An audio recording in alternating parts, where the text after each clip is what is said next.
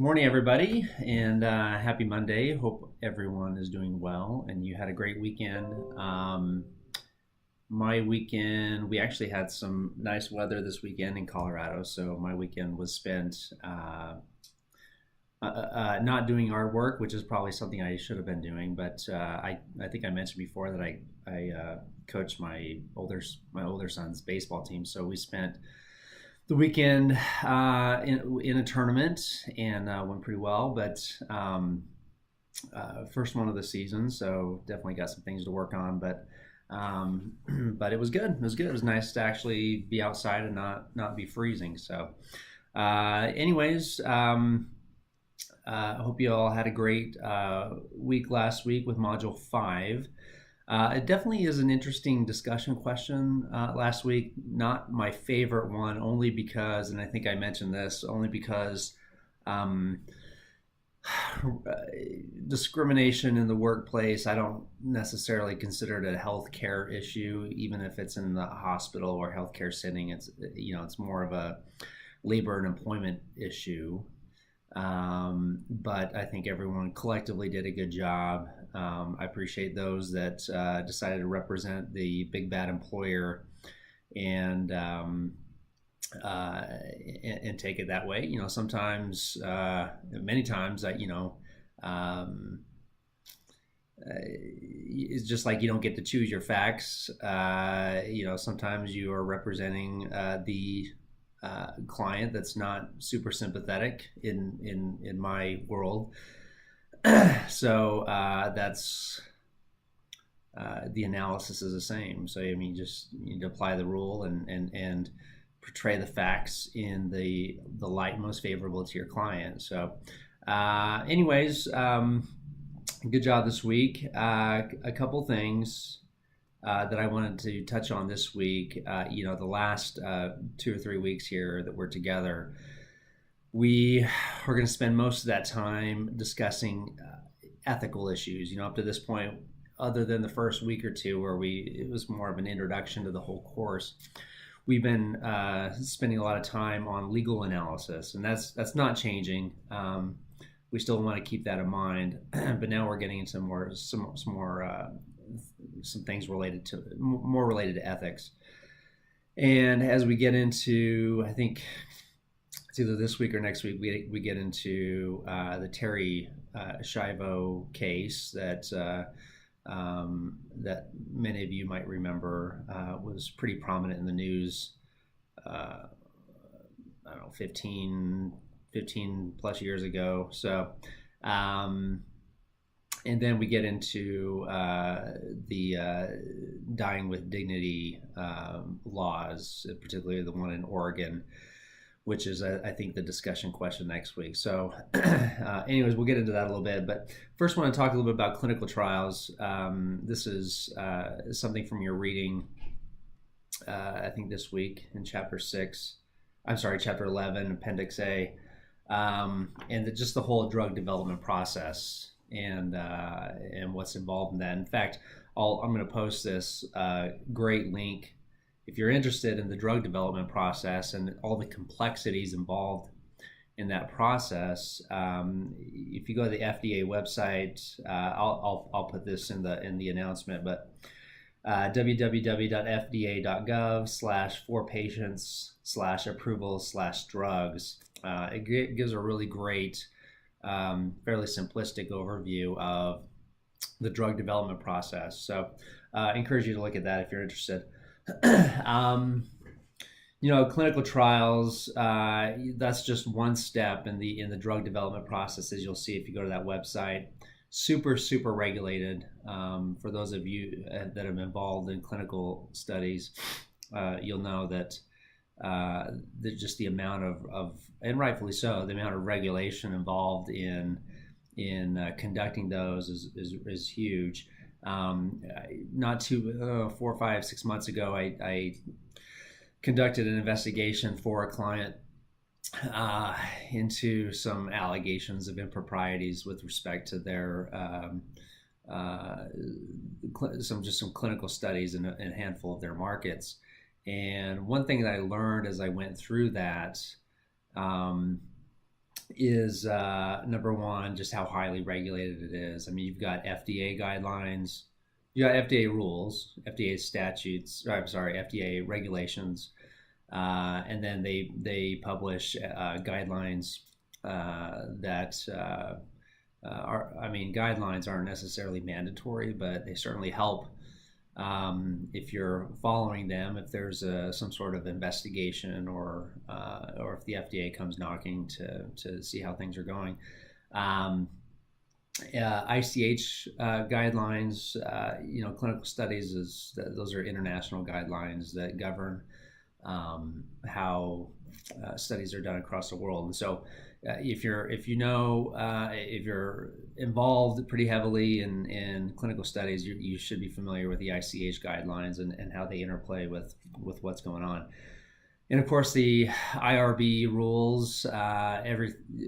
So many things are subject to IRB approvals, and IRB is just an independent body that is responsible for approving and monitoring the what's going on with respect to a clinical study. And there, the reason it's so heavily regulated is that there's so much potential for impropriety and so much potential for consumer harm.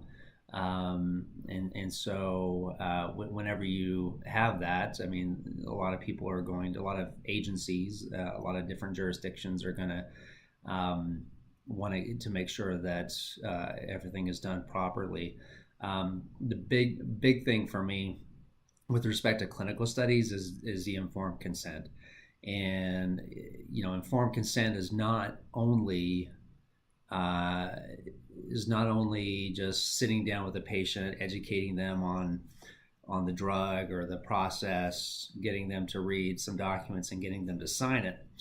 Informed consent is so much more, and pretty much every state has informed consent laws, but the ICH guidelines, the FDA rules, they all address informed consent and proper informed consent. Informed consent with respect to clinical studies starts with advertisement for the study, starts with marketing and how it's marketed. All those marketing materials are subject to IRB approval. Any change in those marketing materials or how it's marketed must be approved by the IRB. And the guidelines and the rules don't just require sitting down and educating the patient about the drug and the process and everything, but they require giving the patient a certain amount of time to process the information and to have this question and answer process just to make sure that they fully understand, they fully have synthesized the material in their own heads, and they are truly acting with all the information that's understandable to them, and they're moving forward with that decision. So there's a lot involved with informed consent, as you'll see in the materials. And if you go to that website, in fact, you can go to the FDA website and just look up informed consent, or just Google ICH guidelines informed consent, and you'll see what's all involved in the informed consent process, and how much more it is than just sitting down with the patient one time and explaining the drug and the process and all of that. So I want to talk a little bit about ethics. I don't have a lot to say today, but as I said, that we've been hyper focused on the Itraldi case, and legal analysis and the elements of a malpractice claim, and analyzing all those. We're getting to some ethical issues. And I think ethics is always a tough topic to cover because it's so individualized. In my view, generally with respect to ethics, and I used to teach an undergrad business ethics course, and it was very much like this, that everyone had their own opinion, their own view on what was ethical in business or what wasn't ethical, and which is okay. I mean, I think as a society, we collectively have agreed upon certain ethical values, and much of that is codified into our laws. So, uh, we, from an ethical standpoint, collectively as a society, we don't think that murdering is okay, or we don't think that stealing from others is okay. It's certainly an ethical issue, and so we don't think it's okay to the point where we've created criminal statutes to prevent and prohibit those types of things. Um, the other component is just the individual ethics. So those are based on our personal beliefs, based on our upbringing, just our life experience, our religious values, our just kind of how we view the world and our perspective, and that's different from person to person, and which is okay. I think our differences is what makes us stronger, and so I think it's just a matter of respecting those differences and understanding that people have different perspectives on life, and that's okay. I think everyone's entitled to their own perspective, particularly with respect to ethical issues. So, these are things like we've discussed a little bit in this class: end of life issues, life support. We're going to get into the euthanasia, the dying with dignity laws, the abortion, healthcare being an entitlement or a right versus not being one, and so those, I think, a lot of people, some people don't, but a lot of people view those as ethical issues. If you may recall, was it the first week or second week? We talked a bit about, or that we had that discussion question. Maybe it was a discussion question or assignment on how do you have a limited supply of vaccines, and through various ethical theories, how do you distribute those vaccines among a larger population? And that's a great question. So if you have 1,000 people, you have 800 flu vaccines.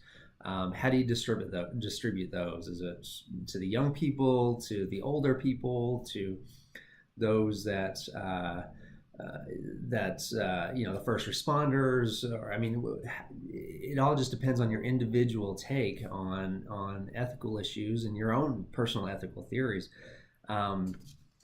Euthanasia is an interesting one to me, and that's one we're going to get into.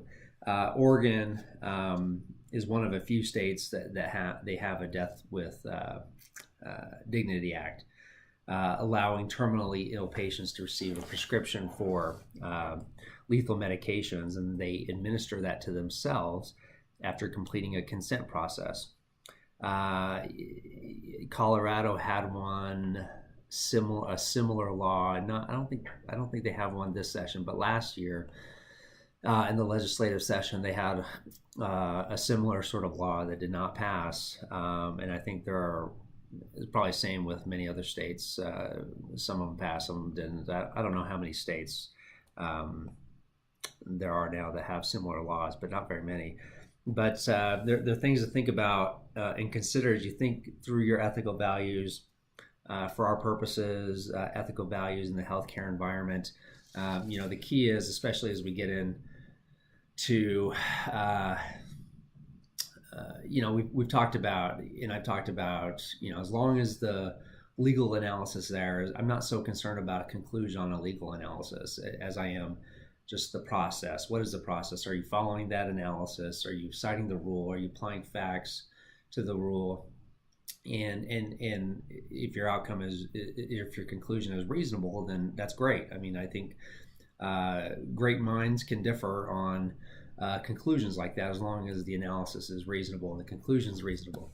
I think the ethical analysis is very similar, where we're all going to have different opinions. We're all going to have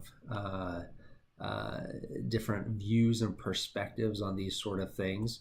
And as long as it's the analysis is reasonable, that's great. I mean, you followed the process, and I think the key, especially as we get into these sort of issues the last couple of weeks is to be sensitive and respectful to other people's perspectives and views, and recognize that other people have different perspectives and views, and just respond to them. And if you disagree with someone, then that's fine. We can disagree, and just state our reasoning behind that disagreement.